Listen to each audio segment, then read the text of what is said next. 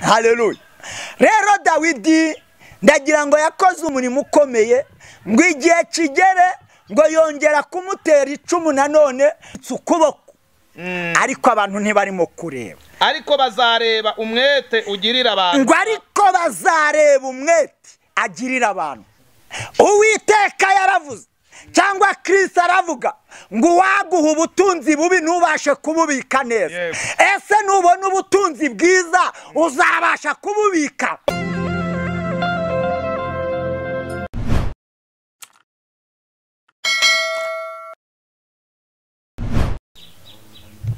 Nshuti bavandimwe dukunda, twongeye kubasuhuza tubifuriza amahoro y'Imana. Jean Paul Kimanuka ni ubasuhuza kuri kamera ZRTV Umubano TV. Areka bwa mbere dushimira Imana yongeye kutwemerera cyane kuba muri uyu mwanya. Dushimire na cameraman wacu uri muradufasha ku buhanga bw'ibyuma. Imana imuhereze umugisha kandi Imana imukomereze amaboko. Hanyuma ntatinze cyane, reka tubabwire yuko tubifurije amahoro y'Imana, tubasuje cyane aho muherereye hose. Reka tubabwire ngo Uwiteka Imana ari kumwe natwe. Yigeze ibwira Gideyoni iramubwira ngo genda uko imbaraga zawe zingana, banye imbaraga abanyantege nke aho muherereye hose, buri muntu wese ku rwe ruhande n'ubushobozi bwe n'uburyo Imana imushoboje n'uburyo Imana imurinzemo, tumwifurije gukomeza kugubwa neza. Hanyuma kuri kamera zacu nkuko murimo murabireba, murabona umusaza mukuru. Nge ndimo ndareba nkabona n'imvi mu bwanwa. Umuntu ugeze ku rwego rwo kugira imvi mu bwanwa abakuze, uwo muntu aba afite abari kagakono gakuze karyoshya imboga. Mu yandi magambo, umuntu mukuru nyine aba afite byinshi, aba afite ibyo bita ubunararibonye. Papa uraho neza cyane? Muraho. Gira amahoro y'Imana. Turayagize mu izina rya Yesu. Icara ushyike wumve wisanzuye, upake yayisanzure hano iraharugubwe neza, uri mu rugo neza neza, ugeze kuri rezo neza aho urasira umwanzi. Murakoze cyane kuduha ikaze. Amazina yawe rero bakwita nde? Nani witwa nde? Uturutse he? Tubwire. Amazina yanjye ni Munyaneza Noah. Yego. Fite umudamu n'abana 4. Yego. Ndetse n'abandi turera mu buryo bw'umwuka. Mu buryo bw'umwuka. Tukaba duteranira kuri paruwase ya Batsinda. Akaba ari naho tubarizwa.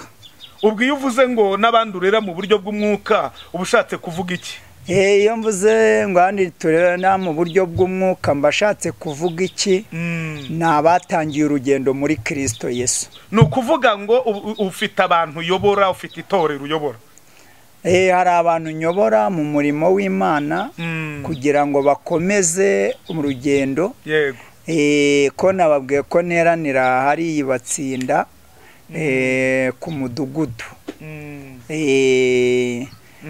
Paruwase yacu ngira ngo ni Gasave. Yego. Rero urumva tujya duhura n'amatsinda atandukanye. Yego. Muri uwo murimo cyase muri iryo torero tukabasha kuganira nabo mu by'uru rugendo rugana mu ijuru, mukabasha guhugurana no guhumurizanya. Hanyuma rero muzehe Noah, ikaze ryinshi cyane. Murakoze cyane. Impamvu uje udutekerereye rwose udutekururire. Murakoze. Udutekurure rwose, uvuga Imana wisanzure, uvuga Imana abantu badukurikiranye bahabwa umugisha na Kristo. Imana ishimwe cyane. Uko byasakoze mwitegereje imyaka ufite ubunararibonye mu by'uyu murimo, nuvuga yuko hari abantu rero ndaza kubyumva cyane, kuko uko byasakoze ufite ubwo burenganzira n'iyo priorite yo kubarira. Murakoze cyane. Karibu cyane mu izina rya Yesu. Murakoze cyane. Nkuko natangiye mbibwira, nuko nguko mu murimo w'Imana niho mwageze kuba ngo twakirijwe he? Yego. Twakirijwe ahantu bita Igitarama Intongwe. Yego. Niho twaboneye ubwami bw'Imana. Kandi ni naho Yesu yadufatiye. Amaze kudufata arangira abangwa azangira umusirikare. Amen. Kuko nge nari nyumva imvugo y'Imana, ntago nari nzi umusirikare nari nzi yari umusirikare w'isi. Ubwo nanjye naringiye kugira ngo ariko noneho naje gusanga hari abasirikare ba Yesu kandi hari n'abasirikare b'isi, ariko cyane abasirikare ba Yesu. Yego. ab'isi nibo bigiyeho kugira ngo nabo bakore igisirikare mu isi burya bwose kugira ngo bubake igisirikare bacyubatse kubera Imana yabanje kugira ngo umuntu abanze abeho noneho ayobore ariko haje kuba ikibazo cyane gikomeye nuko umuntu igihe yakabaye agomba kuyobora ahubwo ngo ayobore cyangwa se ayobore iby'Imana yamubwiye ahubwo yahisemo kwiyobora ubwe ndagira ngo ubwire ko Imana yari yavuze ngo guhitamo nuko umuntu ku giti cye rero uyu munsi turi mu ngaruka z'ibyo twebwe twahisemo ntabwo ari Imana yabiduhitiyemo ibi ujya usanga abantu benshi babyibazaho ugasanga ndetse urubyiruko cyangwa se abagabo batari bakura basanzwe ndetse mwarimo n'abasaza bamwe na bamwe ubwo rero nibwo butumwa bwiza tuba turimo kuvuga twahamagariwe muri iki gihe cya none tugezemo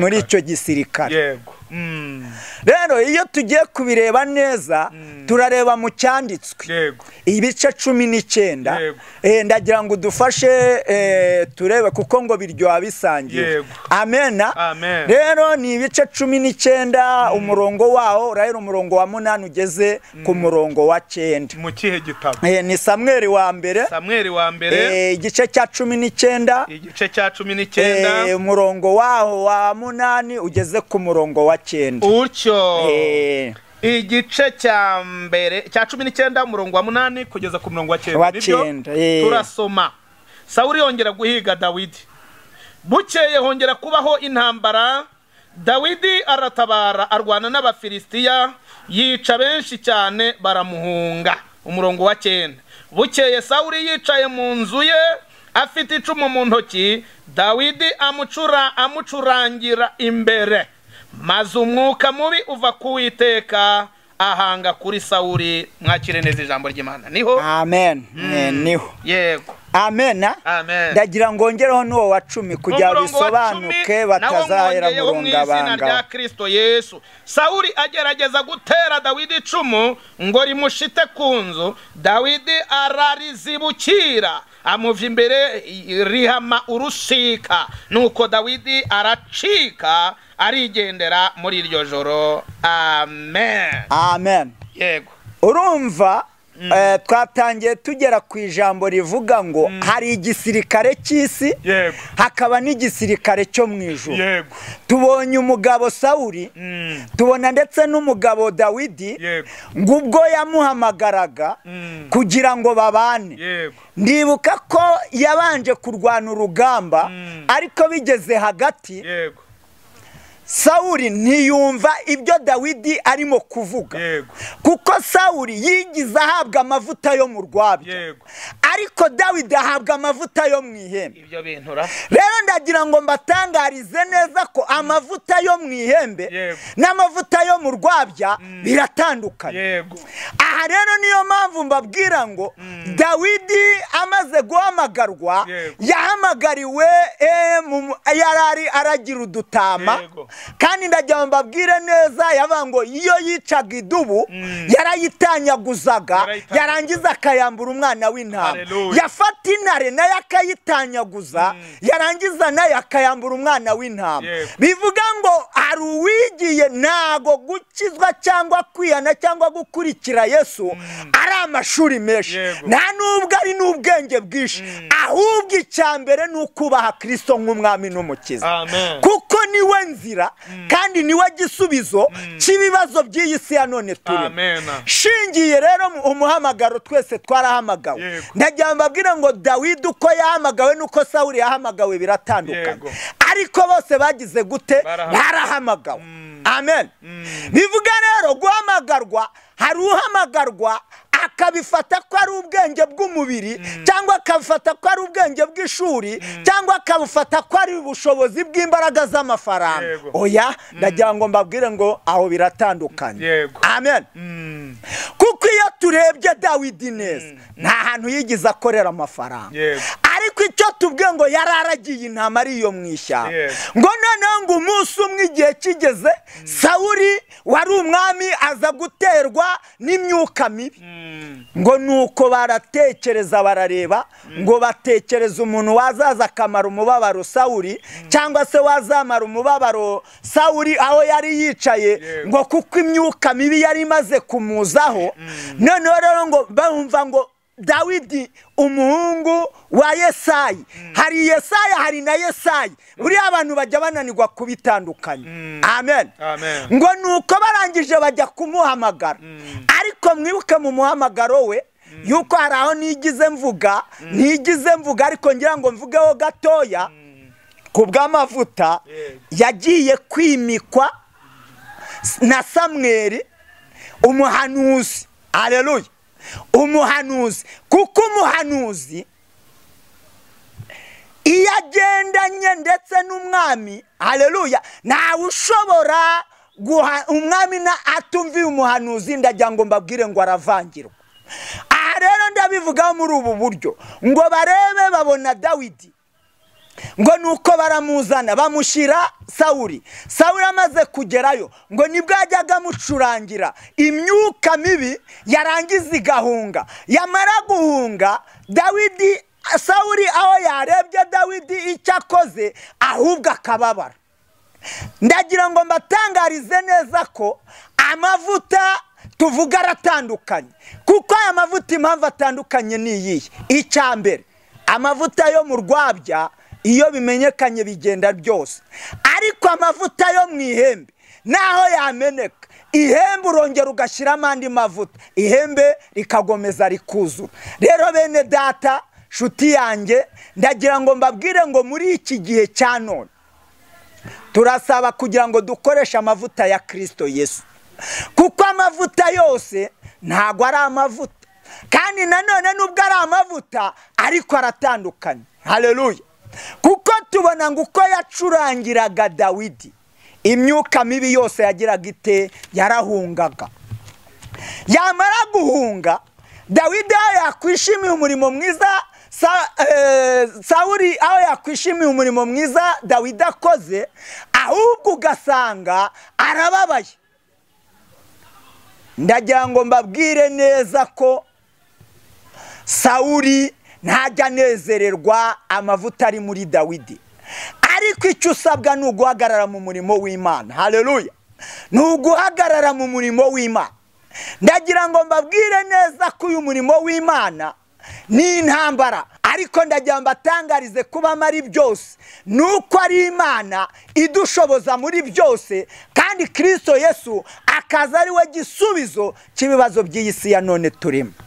Rero bene data nshuti ndagira ngo mbabwire iki gihe tugezemo ni igihe cyo kugendana na Yesu, ni igihe cyo kugendana n'imbaraga z'umwuka wera, ni igihe cyo kugendana n'ijambo, ni igihe cyo kugendana n'agakiza, ni igihe cyo kuba mu rukundo cyane, kandi ni igihe cyo kugira ngo urukundo rutwuzure, kuko abafite urukundo bakagira n'ijambo bakagira no kwizera nta teka bazacirwaho. Haleluya. Haleluya.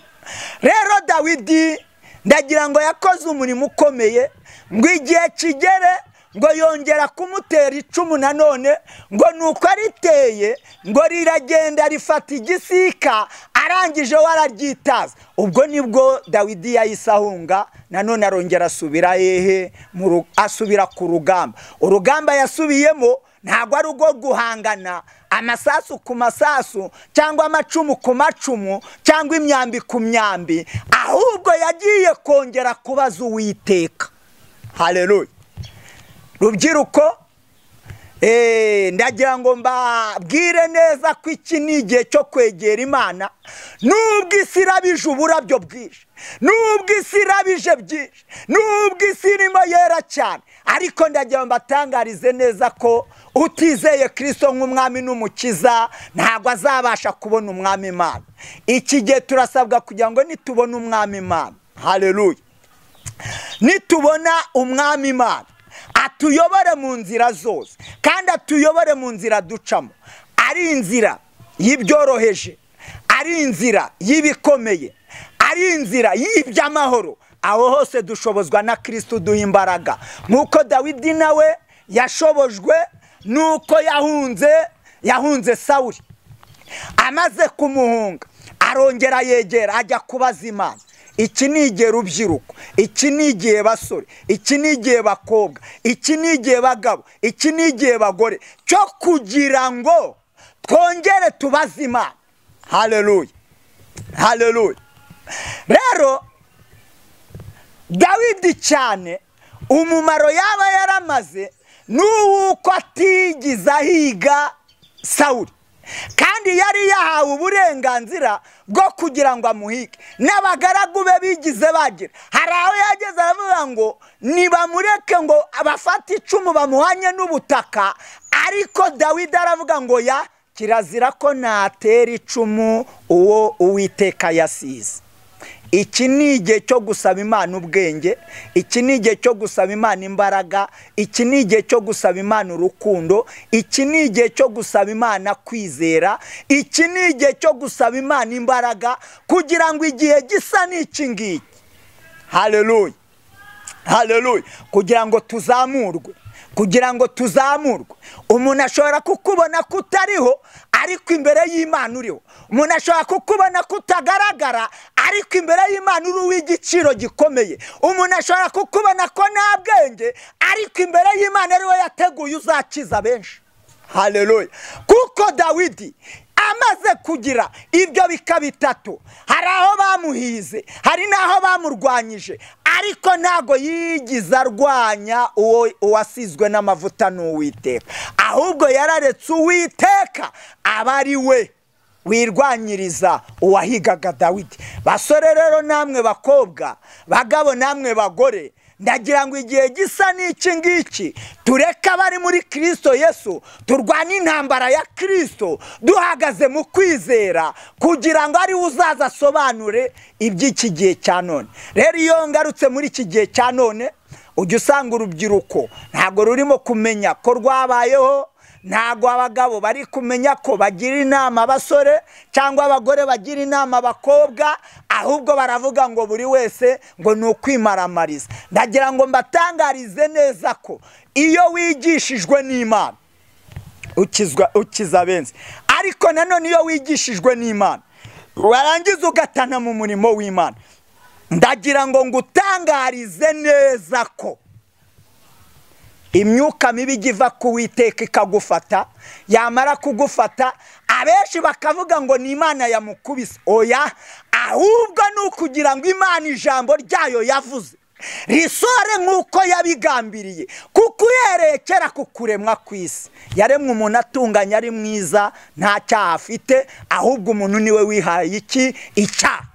Rero bene data, ndagira ngo turebe neza muri Yesaya, aba ariho nsoma nanone ni ibice byaho 26 ni umurongo waho, turahera ku murongo waho 26, turahera ku murongo waho wa 10 tugere ku murongo waho wa 12, ariko cyane umurongo wa 12 ni nawo ndabangendereye. Imana ibaha umugisha. Yesaya 26 umurongo wa 10 tugeze 12. Yego umurongo umunyabyaha nubwo umugirira neza ntabwo azi gukiranuka. Ngo umunyabyaha nubwo mwabona guwe neza ikamugirira neza, ntabwo azi gukiranuka. Ntabwo gukiranuka ari ibintu, nta nubwo gukiranuka ari ubwenge, ahubwo gukiranuka ni ukugendana n'Imana. Mu gihugu cyo gukiranuka azahakorera ibyo gukiranirwa. Ngo mu gihugu cyo gukiranuka azahakorera ibyo gukiranirwa. Aha ni hahandi buri muntu azaba agiye kugororerwa kubw'uru rugamba turimo kurwana muri iyi si ya none turimo. Rero bivuga ngo igihe gisa n'iki, wireba umubabaro urimo, wireba intambara urimo, wireba akaga urimo, wireba n'amakuba urimo, ahubwo reba ijambo Imana yakuvuzeho ari ryo uhagararaho. Ntazahabonera ubwiza bw'ubwami ngo ntabwo azigera habonera ubwiza bw'umwami Imana. Umurongo wa 11, Uwiteka umanitse ukuboko ariko ntibareba. Ngo aho Uwiteka amanitse ukuboko ariko abantu ntibarimo kureba. ariko bazareba umwete ugirira abantu, ngo ariko bazareba umwete agirira abantu, bamware kandi nibarangiza bamware. bamware kandi abanzi bawe umuriro uzabatwika. ngo kandi abanzi bacu hirya y'ibi bibazo, hirya y'izi ntambara, hirya y'uru rugomo, hirya y'aka karengane, hirya y'aya makuba, ndagira ngo mbabwire ngo umuriro w'Uwiteka uzabatwika. nk'uko Sawuli nawe yakuwe ku ngoma, Dawidi akayima kandi akayima akiranuka. Uwiteka uzadutunganiriza amahoro, kandi ibyo dukora byose ni wowe ubidusohoreza. Amina. ngo Uwiteka niwe udutunganyiriza amahoro twebwe abakiza. Amen. ngo kandi ibyo dukora byose niwe ubisohoza. bivuga ngo twebwe abakiranutsi ibyo dukora nta ruhare dufitemo, ahubwo waduhamagaye niwe udusoreza umugambi. twagendeye mu mugambi we, twagendeye mu mirimo ye, twagendeye mu gukiranuka, twagendeye mu mbaraga z'ubutware bwe n'ubushobozi. haleluya. rero nkavuga ngo bene data, igihe gisa n'iki, reba icyo Imana yakuvuze. reba ijambo wavuganye n'Imana, reba ijambo Uwiteka yaguhaye kugendana naryo. reba imbaraga z'Imana, wireba ibintu, kuko mu gihugu ngo nubwo ibagirira neza, ntago mu gihugu cyo gukiranuka bazabona umwami Imana. rero mwene data nshuti yanjye bamaso, kuko igihe gisa n'iki Uwiteka araje. kandi ndagira ngo nkubwire ngo Uwiteka yaravuze, cyangwa Kristo aravuga ngo waguha ubutunzi bubi ntubashe kububika neza. ese nubona ubutunzi bwiza uzabasha kububika? rero ndagira ngo ngutangarize neza ko iki ari igihe cyo kubika ubutunzi nk'uko Kristo aguhamagaye. nubibona bikunezeze, nutabibona unezerwe, kuko ijambo rivuga ngo mubibaho byose duhore dushima. iki ni igihe cyo gushima ubifite, ni igihe cyo gushima utabifite, kuko ibyo wabwiwe n'umwami Imana, cyangwa ibyo wabwiwe na Kristo, cyangwa iryo wabwiwe n'Uwiteka, byanze bikunze rizasohora. we hagarara mu mugambi w'Imana, wiva mu mugambi w'Imana. rero ndagira ngo bene data nshuti yanjye mbabwire ngo iki ni igihe cyo kuba maso, kuko umwanzi arimo aranyaga benshi, kandi umwanzi arimo ariba benshi, kandi umwanzi arimo aragambanira benshi.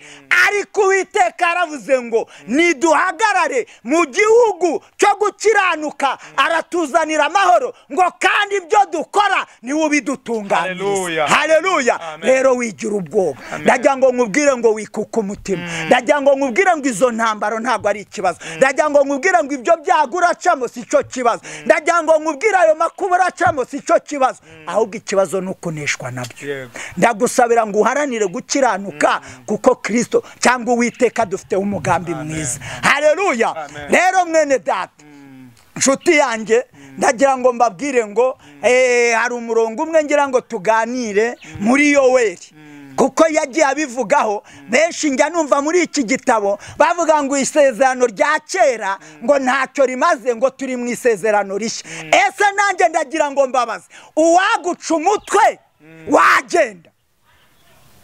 rero bene data, iki ni igihe ko ibihimba byose bigomba kunezeza Kristo, kandi iki ni igihe cyo kugira ngo ibihimba byose bikorere Kristo, kuko ari wo mugambi yari yaraturemeye, kandi ni nawo mugambi yari yaraduhaye. ndagira ngo turebe aho ngaho kugira ngo dukomeze n'indangiza. rero bene data nshuti yanjye, ubundi dusenge Imana.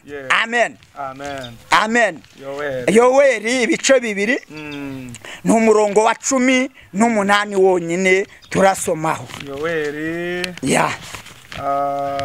ibice 2 dusome n'umurongo wa 18.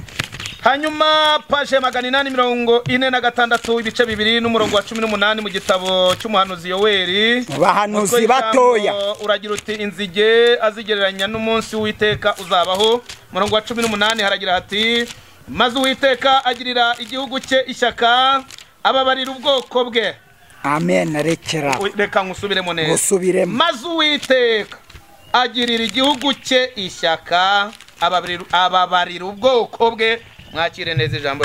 amen. haleluya. rero nagira ngo mbabwire neza ko uwiteka niwe ubabarira igihugu cye kandi yarangiza agakiza ubwoko bwe. Haleluya. Rero bene data, ngo hahirwa uwihanganira ibimugerageza, ngo kuko namara kwemera azahabwa ikamba ritangirika, iryo yasezeranyije abayikunda. Turi hano ku isi ndagira ngo mbabwire, Yesu yaduhaye ijambo bita guhitamo. Mwene data ndagira ngo nkubwire, yaduhaye ijambo byitwa guhitamo. Ntago Kristo cyangwa Uwiteka azaza kuguhitiramo muri ubu buzima, cyakora ubuzima uzahagararamo nibwo azakoreramo, kuko yitwishobora byose. Yitwishobora byose. Niyo mpamvu avuze ngo mu gihugu cyo gukiranuka, niyo mpamvu akiza iki? Ubwoko bwe. Rero nimureke tube maso kandi twizere yaduhamagaye, idufiteho umugambi mwiza, ntugire ikibazo. Rero bene data, nshoreje ahangaha, ariko ngira ngo mbabwire ngo tuzasubira tugiye gusenga. Mbere yuko nsenga, niba hari uwakwifuza ko namufasha kwibwira ijambo ry'Imana tumaze kumva, cyangwa se mu masengesho, cyangwa se mu kumugira inama, cyangwa se mu kugira ngo tuganire iby'uru rugendo, nomero ya telefone ni 0788 50 40 14. 0788 50 40 Imana ibahe umugisha. Kandi ndasuhuza bene data, uri Uwiteka, uri umwungeri mwiza, kandi uri umujyanama. Mwami, nturagirira ibihembo, kandi inzira yawe niyo kwera no gukiranuka. Ngo naho yaba umuswa, iyo nzira nazayiyoba. Ngo kandi naho yakiranuka, ntabwo iyo nzira azayiyoba. Naho yabaza ubwenge akizera ijambo, ntabwo iyo nzira azayiyoba. Mu gihugu cyo gukiranuka ntabwo ari ubutunzi, nta nubwo ari n'amafaranga, ahubwo ni ijambo. Nukugendera mu ijambo, tugashimira ibyatubayeho, tukayiragiza ibiri imbere, kugira ngo ijambo ryawe rigaragare. Uri umujyanama mwiza kandi uri umurengezi. Mubonye udutarura twari dupfuye, mubonye udutarura tutagira kirengera, mubonye uduhamagara data wa twese, nawe atwitayeho. Abatwitagaho bari baradutaye, ariko wowe uradutarura. Ndagushimiye ko ukomeje kurinda bose Mwami abizera izina ryawe, ukarinda Mwami abakumvira, ukarinda n'abatakumvira, kugira ngo bihane, nibakumenya bakugarukire, kuko ari wowe ushobora byose. Ndagushimiye Papa mwiza, uri Imana nziza, uri Kristo, uri igitare kandi uri inzira. Ni wowe bwugamo, ni wowe mugaru, ni wowe samba itarumba, ni wowe giti cy'inganzamarumbo. Rero Kristo, komeza gukiza buri wese wizeye izina ryawe, kandi Mwami n'abari kumwe nawe ugendane nabo. Mwuka wera akomeze kumuyoboza hagati muri twe, none n'iteka ryose. Amen, amen, amen. Imana ibahe umugisha.